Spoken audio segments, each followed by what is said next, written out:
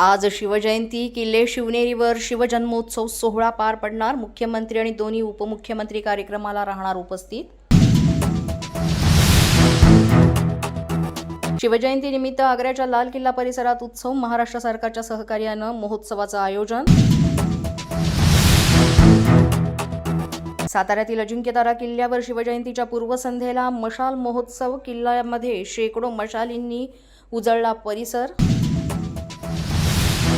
परभणीमध्ये 96 विद्यार्थ्यांची शिवरायांना अनोखी मानवंदना. मानवी साखळी करून शिवबा अशी आकर्षक मानवंदना. सारंगस्वामी महाविद्यालयाचा हा उपक्रम.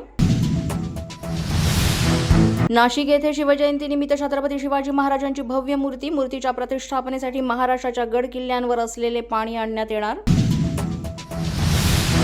शिवजयंतीनिमित्त किल्ले शिवनेरीवर आकर्षक सजावट. शिवजन्मस्थळ आणि शिवकुंज वास्तूला फुलांनी सजवलं. शिवजन्मस्थळाला आतील पाळणा देखील सजवण्यात आला.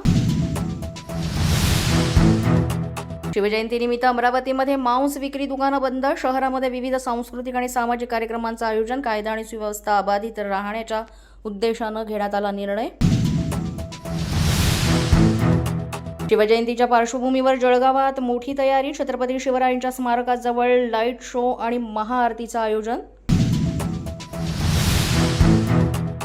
नाशिक पालघर प्रवास आता सुसाट होणार. घोटी त्र्यंबकेश्वर चौपदरी महामार्गाला केंद्राकडून मंजुरी. या प्रकल्पामुळे मोठ्या प्रमाणात रोजगार निर्माण होणार. तसंच पर्यटन उद्योग आणि स्थानिक व्यवसायांना मिळणार चालना.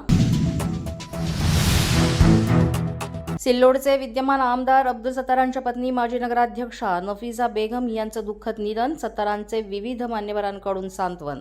पोलीस माझा न्यूजच्या बातमीपत्रात आज इतकंच. तुम्हाला आमचं बातमीपत्र कसं वाटतंय याबाबत अवश्य अभिप्राय कळवा. यासाठी पोलीस माझा न्यूजचं युट्यूब चॅनल सबस्क्राईब करा. तसंच आमचं फेसबुक, इंस्टाग्राम आणि ट्विटर अकाउंट फॉलो करा.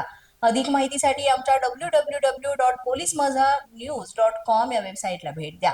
आमचे अधिकृत प्रतिनिधी व्हायचं असेल तर स्क्रीनवर दिलेल्या क्रमांकांवर आजच संपर्क साधा. आजच्या बातमीपत्रात इतकंच. पुन्हा भेटूया पुढील बातमीपत्रात. तोपर्यंत पाहत रहा पोलीस माझा न्यूज.